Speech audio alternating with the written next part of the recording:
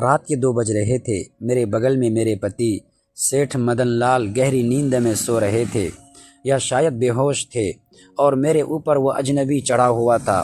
उसने काले रंग का मास्क पहन रखा था। उसके एक हाथ में चाकू था जो मेरी गर्दन की नब्ज पर रखा था और दूसरा हाथ।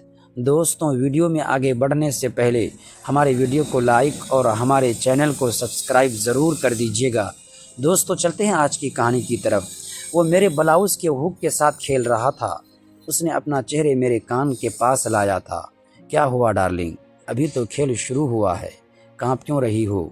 उसकी आवाज़ में एक नशा था, एक गंदी सी मिठास थी। प्लीज़ जेवर ले लो और जाओ। मैं गिड़गिड़ाई। वो हंसा। जेवर? अरे पगली, इस कमरे में सबसे कीमती जेवर तो तुम हो और आज रात मैं इस जेवर के साथ खेलूँगा। उसने चाकू की नोक मेरे पीठ पर फिराई और बोला, चलो उठो, मुझे तुम्हारे हाथ की चाय पीनी है, पर ऐसे साड़ी में नहीं। मुझे तुम थोड़ा हल्का महसूस करते हुए अच्छी लगोगी। उस रात उस नकाबपोश ने मेरी ही घर में, मेरे ही पति के बगल में मेरे साथ जो गंदा खेल खेला, उसने मेरी रूह और मेरे जिस्म दोनों को निचोड़ कर रख दिया। दोस्तों, इससे पहले कि मैं उस काली रात का सच बताऊं, आपको मेरे बारे में जानना होगा। मेरा नाम मीना है, उम्र 28 साल। लोग कहते हैं कि भगवान ने मुझे बनाते वक्त फुर्सत से तराशा है। कॉलेज के दिनों में लड़के मेरे पीछे पागल थे और सच कहूँ तो मुझे वो अटेंशन, वो घूरना, वो तारीफ़ें अच्छी लगती थी। मैं कोई सती सावित्री नहीं थी। मुझे अपनी खूबसूरती पर घमंड था और मैं अपनी जवानी का मज़ा लेना जानती थी। मेरी शादी हुई शहर के सबसे बड़े जौहरी मदन लाल जी से। वो मुझसे उम्र में 15 साल बड़े थे। पैसे की कोई कमी नहीं थी, बड़ा घर, गहने, सब कुछ था। लेकिन मदन लाल जी वो बस एक व्यापारी थे। दिन भर दुकान, रात को हिसाब किताब।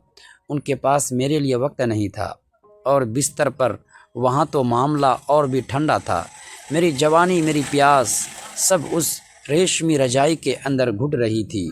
मैं कभी कभी छत पर जाकर जानबूझकर बाल सुखाती ताकि पड़ोस के लड़के मुझे देखें। उनकी भूखी नज़रें मुझे एक अजीब सा सुकून देती थीं। मुझे थोड़ा नाटी होना, थोड़ा छेड़ना पसंद था, पर मुझे नहीं पता था कि मेरी यही आदत एक दिन मुझे नर्क में धकेल देगी। कल रात की बात है। मदन लाल जी को हल्की खांसी थी। उन्होंने दवाई ली और जल्दी सो गए। मुझे नींद नहीं आ रही थी। मैंने एक पतली सी शिफॉन की साड़ी पहनी थी क्योंकि कमरे में गर्मी थी। अचानक हवेली की खिड़की से खट की आवाज़ आई।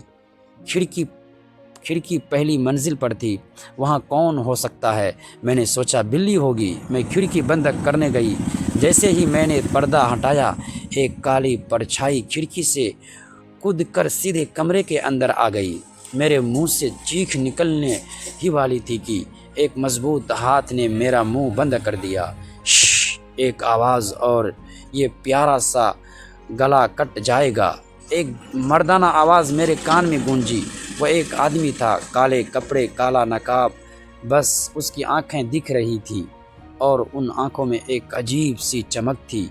उसने मुझे धकेल कर दीवार से सटा दिया। पतिदेव को उठाने की कोशिश मत करना, उसने बिस्तर की तरफ इशारा किया। वो आज नहीं उठेंगे।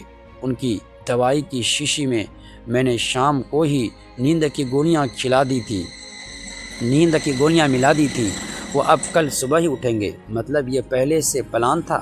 वो शाम को ही घर में घुस चुका था। मेरा दिल धक धक करने लगा। तुम्हें क्या चाहिए? तिजोरी की चाबी ड्रेसिंग टेबल पर है। वो मेरे करीब आया, इतना करीब कि उसका सीना मेरी छाती से दब रहा था। उसने एक गहरी सांस ली, जैसे मेरे बदन की खुशबू सूंघ रहा हो। तिजोरी? छी, वो तो लोहे की होती है। मुझे तो ये मक्खन चाहिए। उसने मेरी कमर पर जहाँ साड़ी नहीं थी वहाँ एक उंगली फिराई। मेरे बदन में एक सिरहन दौड़ गई, डर की और शायद एक अजीब सी उत्तेजना की भी। उसने चाकू मेरे गाल पर फेरा। मीना जी, सुना है आप बहुत मॉडर्न हैं। ये भारी भरकम साड़ी आप पर जच नहीं रही। मुझे घुटन हो रही है। दोस्तों, अगली पार्ट देखने के लिए प्लीज़ चैनल को सब्सक्राइब ज़रूर कीजिएगा।